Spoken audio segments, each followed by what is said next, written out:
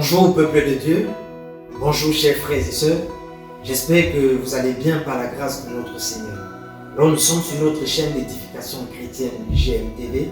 Nous voulons partager avec vous en ce jour la pensée du Seigneur. Elle est tirée du livre de Psaume au chapitre 23, le verset 4. Elle s'accorde également avec les paroles de Ruth dans le chapitre 1 du livre de Ruth.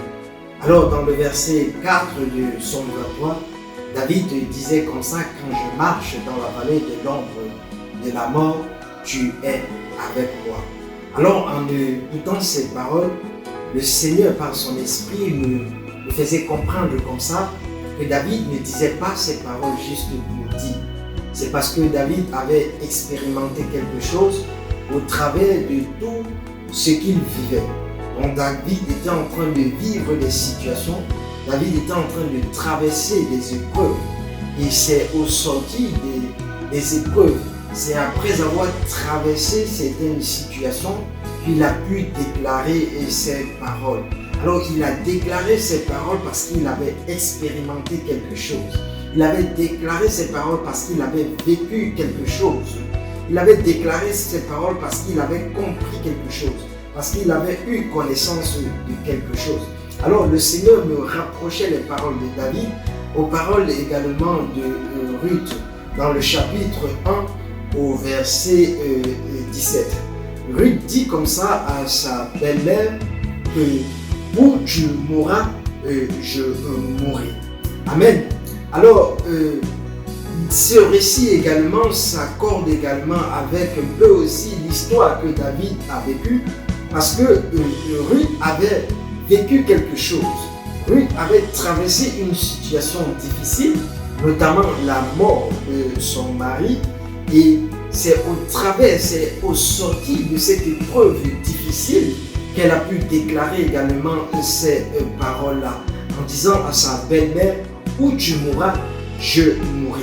Alors le Seigneur me faisait comprendre ici qu'il y a une leçon, il y a des choses à comprendre ici. Avec le Seigneur, il y a un vécu. Et cela passe par des étapes. Cela passe par des situations. Alors nous devons, avec le Seigneur, quand nous marchons avec lui, il y a des étapes à traverser. Il y a des pas que nous devons faire afin d'attendre, afin d'obtenir quelque chose, afin d'atteindre une statue. Amen.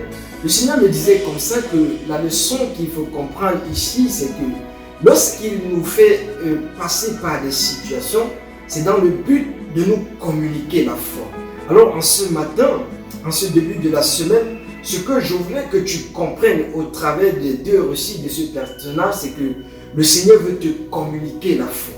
Le Seigneur veut te donner une mesure de foi nécessaire pour ce que tu auras à faire durant cette semaine. Parce qu'avec le Seigneur, il y a un processus. Il y a un processus jusqu'à atteindre un stade bien élevé, jusqu'à atteindre un stade bien consistant où tu pourras triompher face aux situations qui seront face à toi. Sache que premièrement, avec le Seigneur, tout ce que tu traverses, c'est un processus. C'est un processus afin de te communiquer une foi nécessaire, une foi qui correspond aux défis que tu auras à faire face. Parce qu'il y aura des défis qui viendront, qui seront à un stade de la mort. Et il faut que tu aies la mesure de foi nécessaire.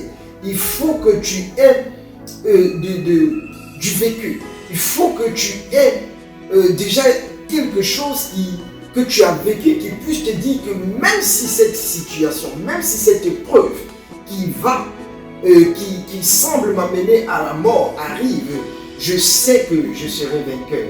Je sais que je triompherai, parce que c'est ce qui s'est passé avec les deux personnages ici.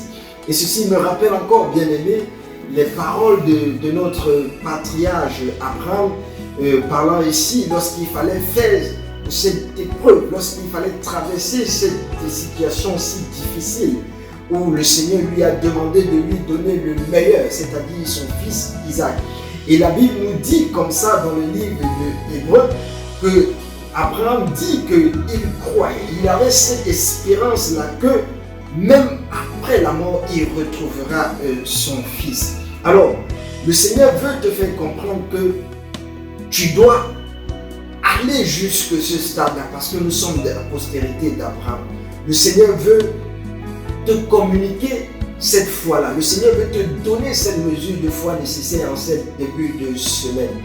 Oh mon frère, je crois que tu reçois cette portion nouvelle pour cette semaine-là.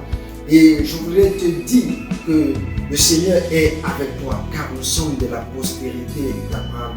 J'espère que au travers des deux récits de ces personnages et de toutes les paroles qui sont sorties là, que tu as reçu quelque chose, que tu as reçu une mesure de foi nécessaire, que tu es boosté, que tu es éveillé. Amen. Que le Seigneur te bénisse, et que toute la gloire revienne à Dieu. Et je te dis à très bientôt pour une autre capsule d'édification sur notre chaîne GMTV. Et je vous salue dans le nom précieux de notre Seigneur Jésus-Christ. Shalom à tous. Que Dieu